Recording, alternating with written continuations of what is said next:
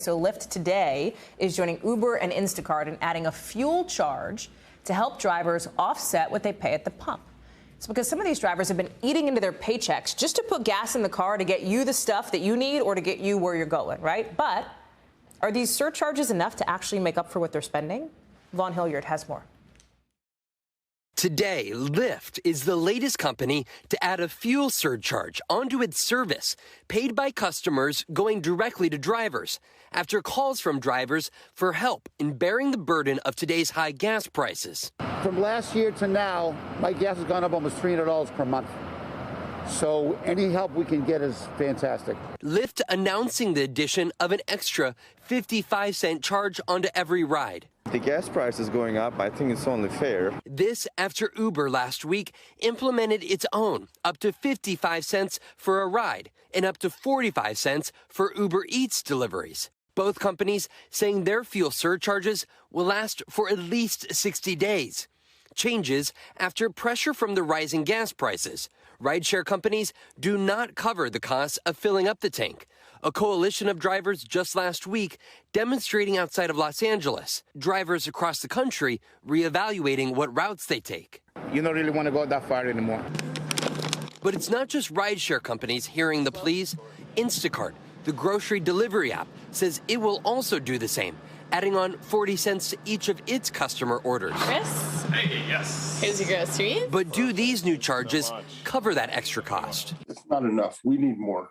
Mike Robinson has driven for Lyft for 6 years in San Bernardino, California. That cuts extremely into our profits, the gas. And so we want to make money. We got to work longer hours. Providing delivery service at the same prices or the same fares as before the fuel price hikes is just not sustainable. Arun Sundarajan is the author of The Sharing Economy. At the same time, a lot of riders will say, we have seen the increase in price in order to catch an Uber or a Lyft rise over time. I expect that there will be a lot less pushback from riders at this point in time from this wave of price increases compared to what was happening last year, because there's a much more transparent and easy to understand reason for why fares are going up.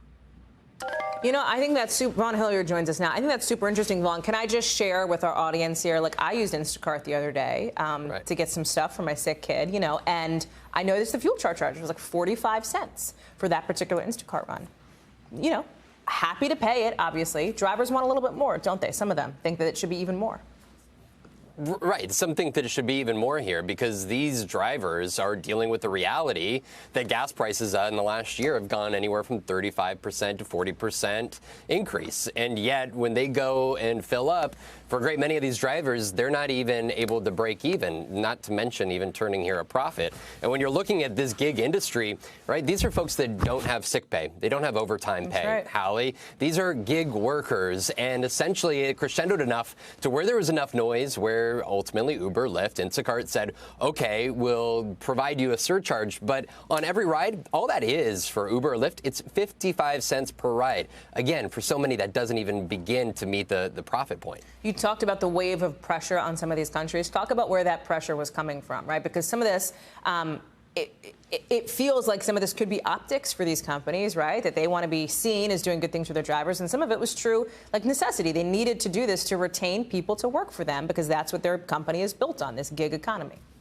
They need those drivers. Yes, they don't have to provide them a slew of benefits, right? But ultimately, they do make up their workforce, you know, and to a great extent, there is some goodwill involved. The entire amount of that surcharge is going to those workers. But you said it there, it's also necessity. They have to retain these drivers in order to make their companies run. They lost a great number of them during the pandemic who turned to other jobs here. And if Uber, Lyft, Instacart are not able to provide the services to match that demand, well, ultimately, it's the companies that then falter, Hallie.